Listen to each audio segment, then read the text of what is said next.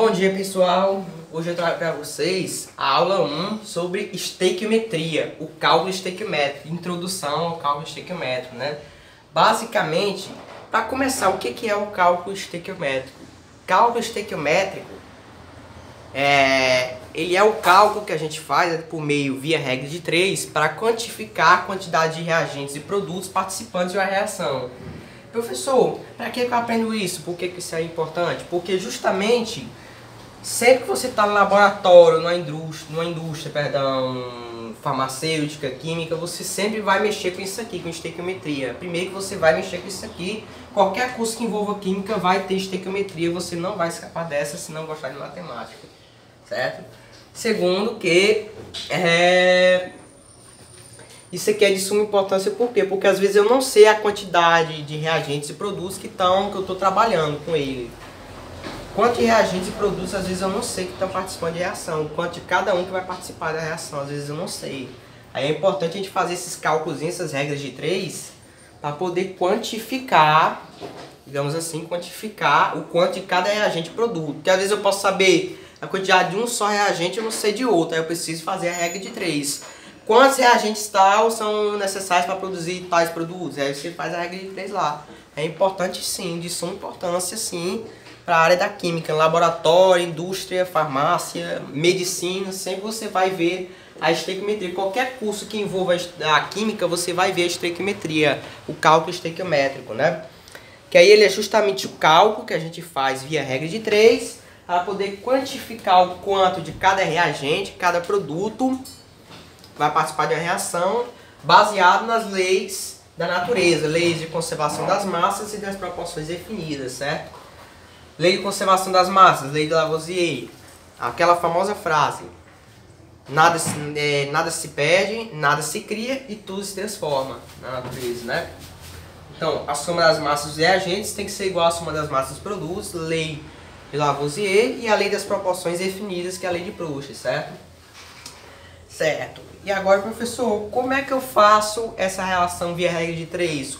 Quais são os passos para mim poder fazer essa relação, digamos assim? Justamente são esses 3 passos aqui que eu anotei aqui que você precisa para poder fazer a regra de 3 e fazer seu cálculo. Primeiro passo para fazer um cálculo estequiométrico é balancear a equação química, a reação, primeiro passo. Aqui eu mostrei um exemplo aqui dessa equação química aqui, essa reação é a queima desse gás aqui, que é o gás propeno, C3H6. A combustão, a queima do gás propeno, entendeu?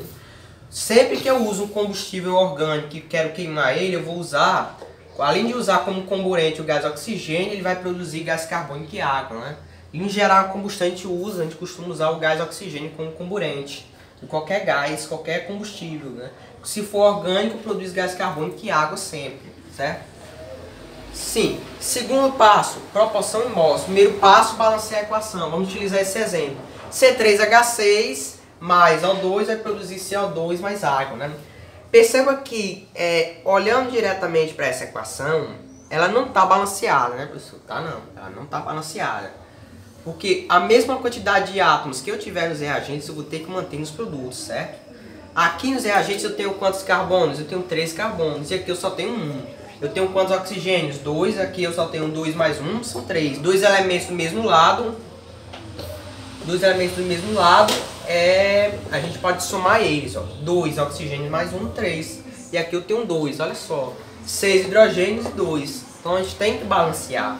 Começando primeiro pelo carbono. Sempre que tiver um composto orgânico aqui, a dica que eu dou é começar pelo carbono. Eu tenho 3 carbonos aqui, logo eu tenho que ter 3 aqui, não é verdade? 3 vezes 1 são 3 carbonos.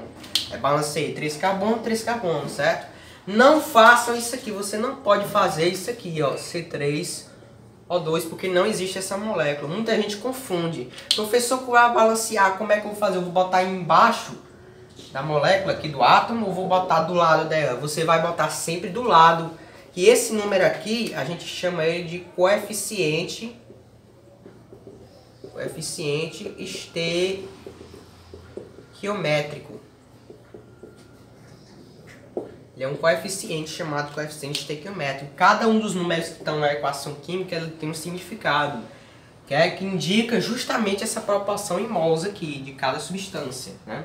A gente tem isso que são chamados de coeficiente estequiométrico. Você não pode fazer isso aqui não. Se eu tenho 3 carbonos aqui, você não pode só porque está aqui e botar 3 aqui embaixo, não, porque para começar essa molécula aqui não existe, essa substância não existe na natureza. Você não pode, você está mexendo com a molécula. Tem que ser do lado dela, que é o coeficiente, né? Esse número aqui a gente chama de índice, ó.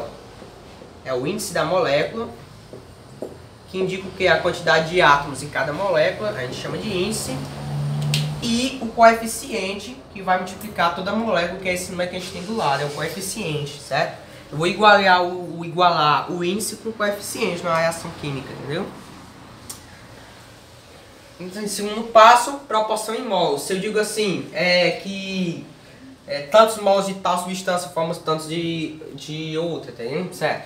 Continuando o balanceamento, eu tenho 6 hidrogênios, né? Vamos para o oxigênio agora, passo por passo.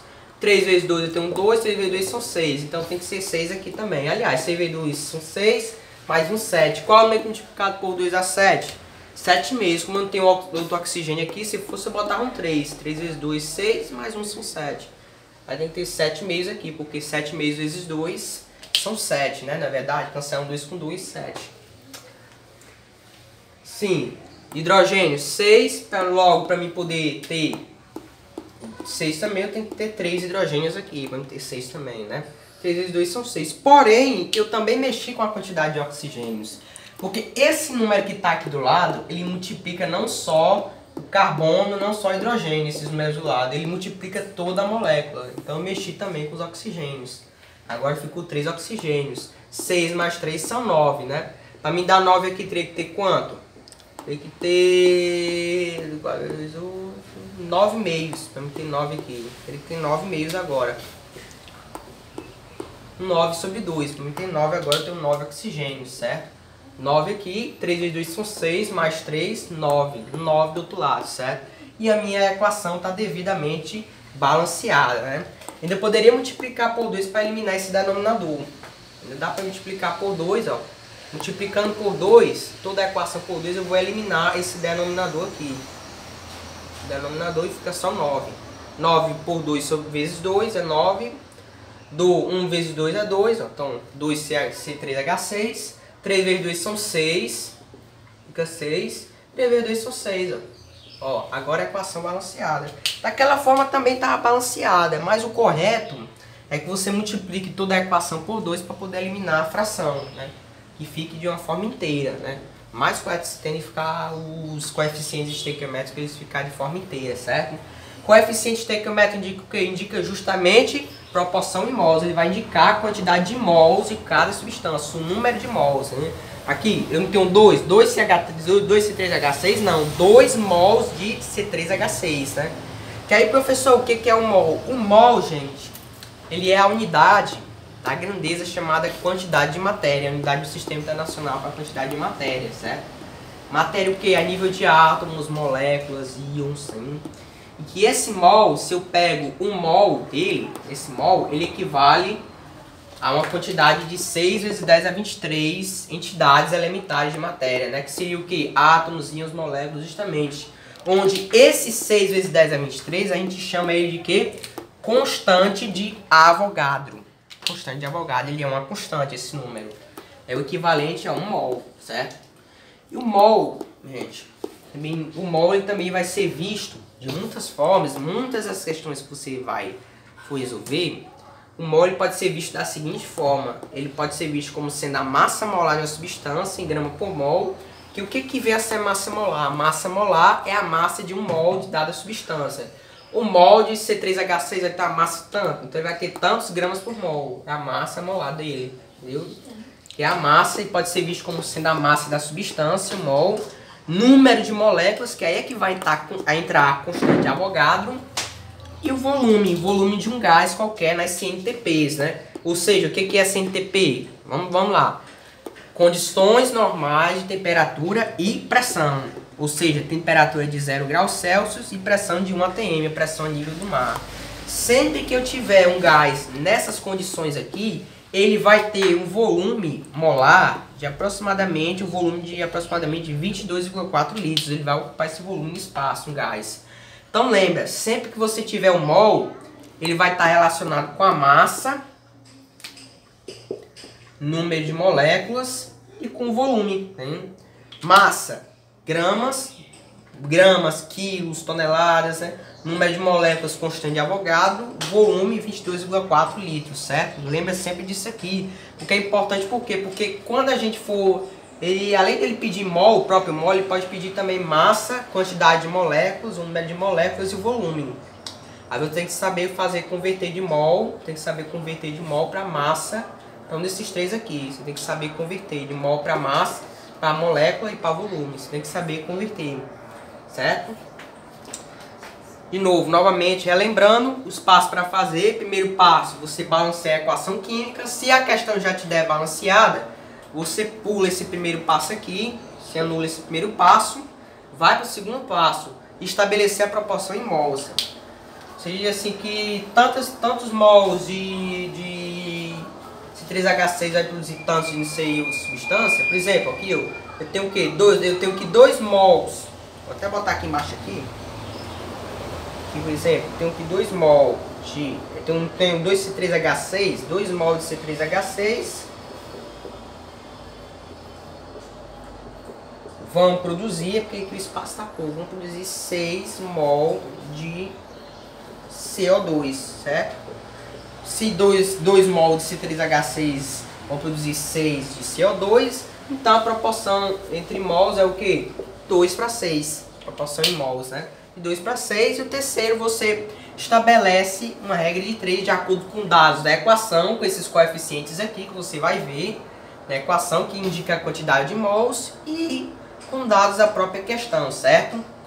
Bom, eu vou botar um exemplozinho na transição desse vídeo aqui, para poder ver como é que fica na prática, para você ver e fixar esse conteúdo na cabeça.